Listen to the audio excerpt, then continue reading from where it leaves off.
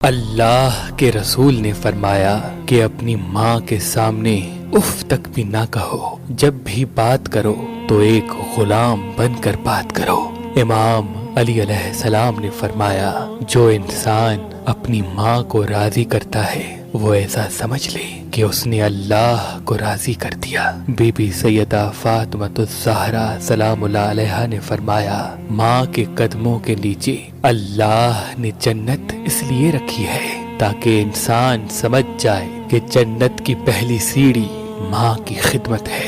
امام حسن علیہ السلام نے فرمایا، اللہ کے دربار میں جو سب سے پہلی دعا پہنچتی ہے وہ دعا ہے جو ایک ماں اپنی اولاد کے لیے کرتی ہے۔ امام حسین علیہ السلام نے فرمایا، اگر کوئی اولاد اپنی پوری زندگی اپنی ماں کی خدمت کرتا رہے اور یہاں تک کہ ان کے قدموں میں مر جائے، تب بھی وہ اس ایک رات کا قرض بھی نہیں ادا کر سکتا جو بچپن میں ایک ماں اپنی اولاد کے لیے گزارتی ہے۔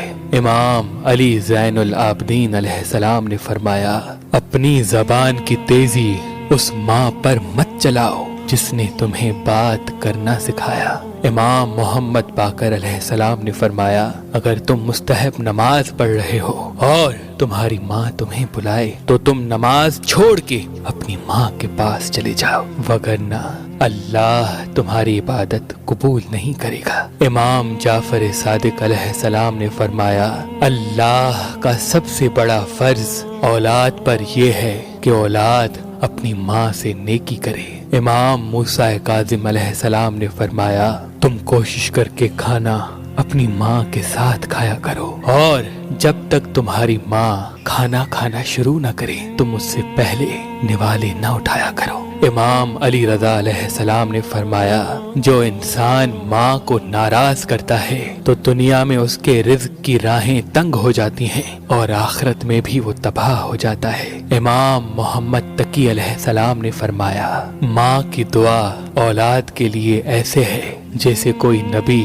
اپنی امت کے لیے دعا کرتا ہے۔ امام علی نقی علیہ السلام نے فرمایا، ماں کی خدمت کرنے سے انسان کا نصیب بدل جاتا ہے اور کامیابی مل جاتی ہے۔ امام حسن عسکری علیہ السلام نے فرمایا، اگر کسی کی ماں بھوکی ہو اور اولاد پیٹ بھر کے کھانا کھائے تو فرشتے اس انسان پہ لعنت کرتے ہیں۔ امام محمد مہدی علیہ السلام نے فرمایا، اگر کوئی انسان پوری زندگی عبادت کرے اور اپنی پوری دولت راہ خدا میں خرچ کر لے اور اللہ کے لیے شہید تک ہو جائے، تب بھی اس کی شفاعت نہیں ہوگی اگر اس کی ماں اس سے ناراض ہے۔